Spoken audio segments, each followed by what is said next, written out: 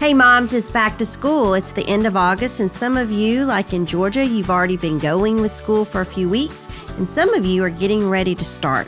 So no matter which camp you're in, we are here for you. And just remember, today is going to be about schedules, routines, and rhythms, and how to get in a good rhythm. Because whenever you've been in summer mode, sleeping in late, taking it easy, going on vacations, sometimes it's hard to jumpstart back into a schedule.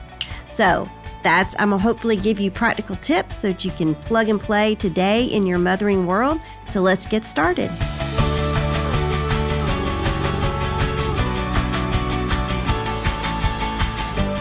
Well, hello everybody and welcome to Wire Talk. Yes. It's the end of August, or it will be once we're recording this. Yes. Once it's being aired.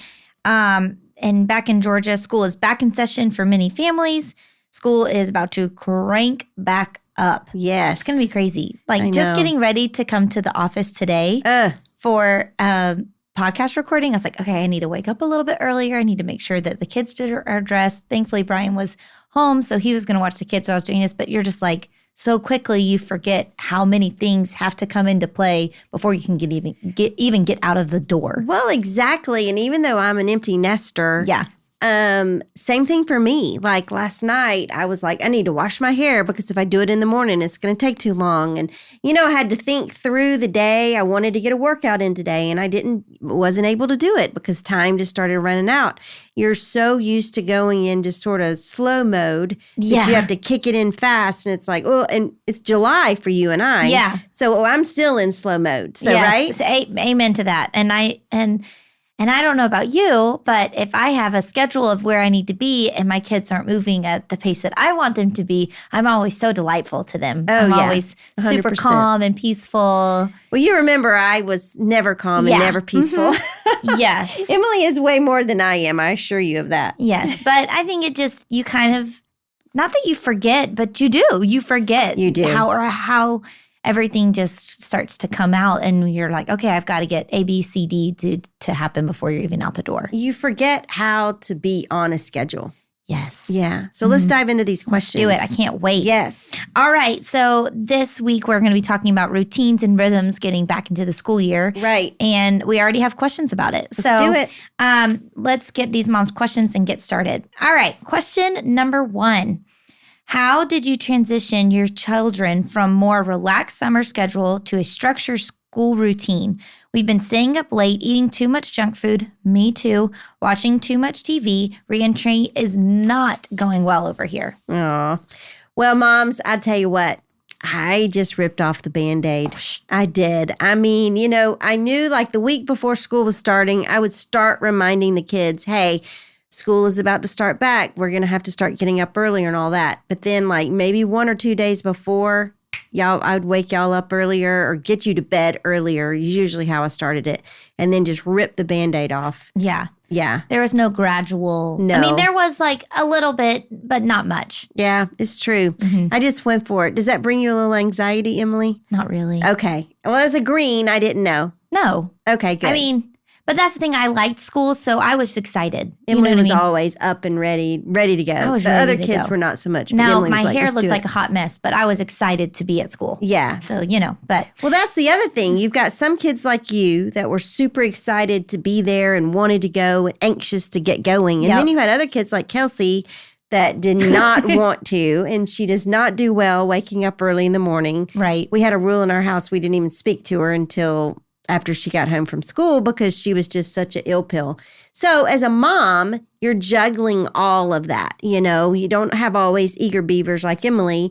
You also have ones that are slow to get going. So I just found it was easier to rip off the Band-Aid and just go full cold turkey into Let's do it. Yeah. So what would be your most practical tip for this mom to keep going this week? I'm going to stick with my dive in approach. All right. Just dive head first and rip it off. Hope for the best. Yeah, pretty much. I love it. All right. Question number 2. I'm a full-time working mom, and this is the first year I'll have 2 kids in school, pre-K, school, pre-K and third grade. Do you have any tips for staying involved in your children's school when you can't be a room mom or volunteer? I want to maintain open lines of communication with their teachers, and I'm feeling a little overwhelmed. I can understand that. I think what worked best for me, especially whenever I was working and I had, the children and everything, to communicate to the teachers early on. Let the teachers know, hey, I'm a working mom, but I do want to be involved. So what could you send home with the kids? Like, could I cut things out for you? Do you need funding, like for extra school supplies or whatever? Just communicating to the teacher at that open house. And I know she's got a lot of parents and students going through, but just say, hey, I'm a working mom, but I really would like to be involved. So I think the teacher would appreciate that, and they always seem to like that with me. What about you? You were a teacher, so how did you handle that? Right. Well, being a teacher, you have working moms, stay-at-home moms, a little bit of both moms. And I think as a teacher, that open communication is helpful. Mm-hmm. But just so these moms know, teachers don't really have like a checklist of saying, oh, Susie's mom came in 3 times this week or once this year. We're appreciative of when we get any help, but we don't have a checklist, and we're not basing the parents' attendance in the classroom on anything else. You're not judging anybody. We're not judging anybody. Yeah.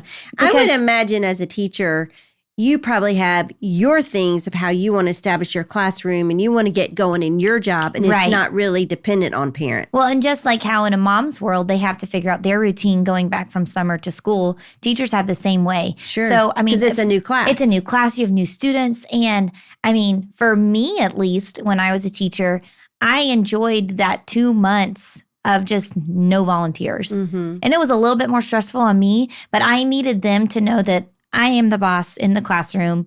And if the parents are there, depending on the grade level, they kind of lean towards the parents. And so you kind of want them to know that, this is your classroom and you're in control. Yeah. But check back in September. We'll probably need some help. There you go. Mm-hmm. I love that.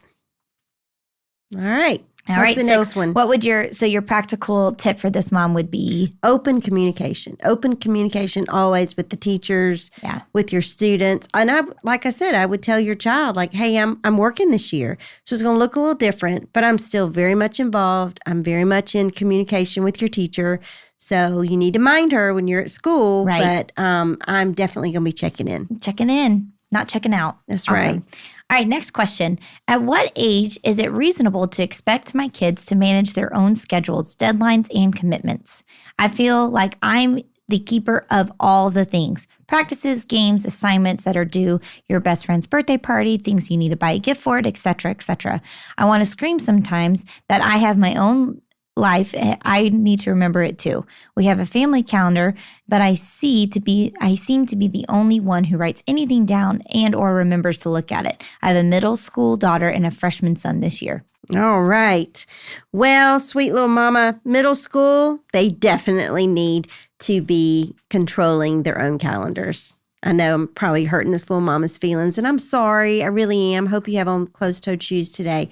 But I think personally from 3rd grade on, they need to be owning their own homework, owning their own schoolwork. Obviously, there's always going to be times and different projects that they're going to need help getting started. But by 3rd grade, we need to be instilling in our children, hey, you got this, you can do this, I believe in you, and let them learn how to do that in their own way.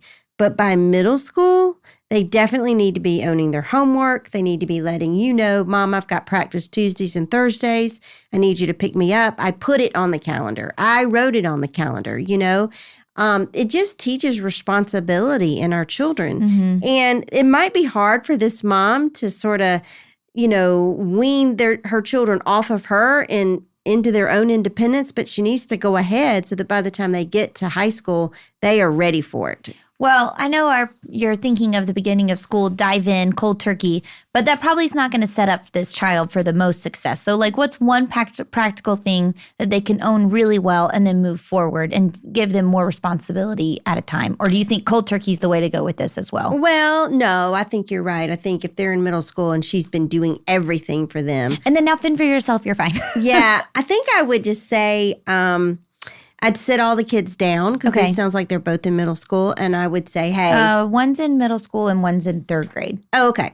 Well, third grade is when you start. Third and sixth grade. I would just sit them both down and I'd say, well, sixth grade, I guess she's just starting. She's just starting. So we're going to cut this mama some slack. They're not eighth grade. Yeah. Emily's like, yeah, Mom, please.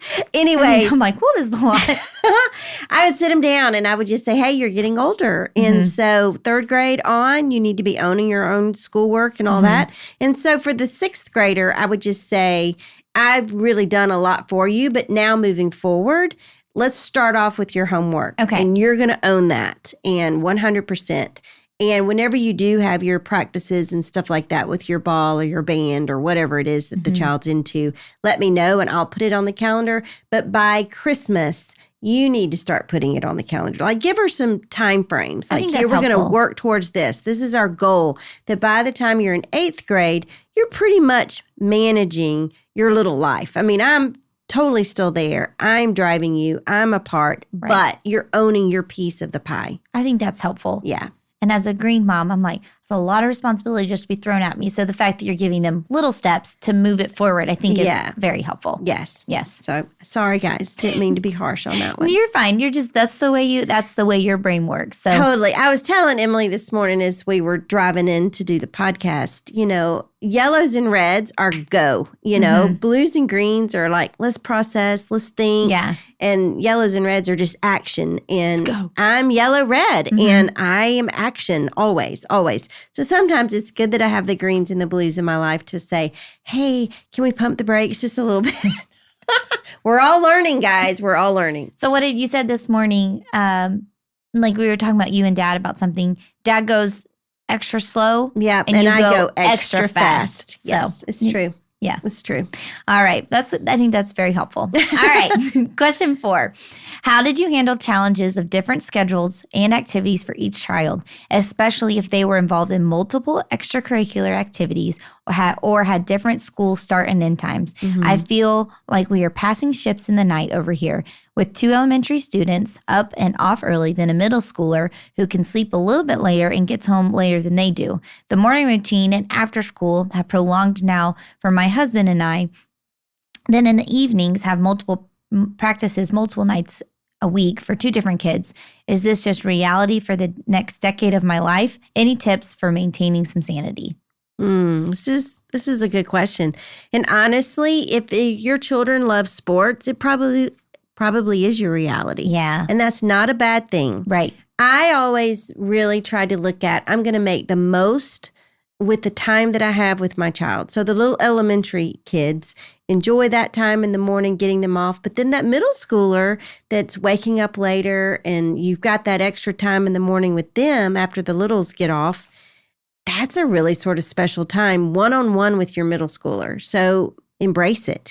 Sometimes as a mom, we're like, this is such a pain, and we did that. They staggered the school opening times. I think at one point you had Taylor in elementary, me in middle, Kelsey in high school, and Abby was still in preschool. Yeah. It's for 1 year, but you did have all 4. Yeah. So in that regard, I just tried to embrace it, not fight against it. There's nothing you can do about it. School starts when school starts. Yep. So, and then just enjoy the special times that you do have.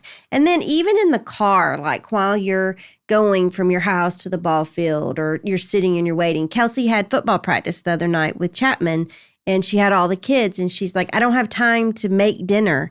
And I said, make sandwiches real quick whenever you get home. Put it in the car with a cooler with juice boxes and chips and things like that. And then have a little picnic whenever y'all get to the football field. And Chapman wasn't even hungry. He was so excited to get going in football. But Talon came over and said, we had a picnic in the car. He loved it. You know what I mean? Yeah. So it's just embrace it, guys. If it is your world, make the best of it. Now, I don't mean you have to go out on all nines and every day has to be magical because that's not reality. But use the time that you have with your children and bump up, hey, I don't have time to make dinner, but we're going to have dinner. We're going to have it in the car. It's just going to look a little different. I think just that planning too of like, we can't go out to eat every single time. So, but PB&Js can be magical. They can. I mean, I'm an adult, and sometimes I'm like, PB&Js sound great. Yes. So let's get really practical. Mm-hmm. What would you suggest for this mom to try this week? I think you have to figure out what works for your family. And don't look around. I say this all the time. Don't compare yourself with the family down the road or the other family on the team. Hard. It is so hard, but don't do it, because what works for them will not always work for you. What do you always say? Yeah, keep your blinders on, Mom. Don't look to the right. Don't look to the left. And here's my favorite motto I've heard lately. Yes. Progress, not perfection. I'm working out, and they keep saying that all the time. And progress, not perfection. And I love that, because you know what? In a mom's world especially, perfection rarely ever exists. But we can always make progress and move forward. Definitely. Yeah. Well, that's all we have for today, but I thought that was really good. That was good, and it went really fast, but this is a good topic. This is a really good topic, and I think if we had some moms in there, we could keep on keeping on, but that's all we have for today. There you go. So, well, moms, thank you so much for joining us on Wire Talk today. We love having you listen, whether it's on YouTube, podcast, Apple, Spotify, however you're listening. Thank you so much for taking your time to listen to us. And so you never miss an episode, please make sure to like and subscribe so you don't miss anything. If you have any questions for us, please send them to us at info@birdsonawire.moms.com. We love answering your questions so we can be the best for you every week. The Wire Talk is a podcast of the Ministry of Birds on a Wire Moms, and you can learn more about Birds on a Wire and all the things we do, from small group studies, curriculums, to conferences and live events with Karen, the one and only, speaking. So if you have any questions, please don't hesitate to look on the website at birdsonawire.moms.com. See y'all next week.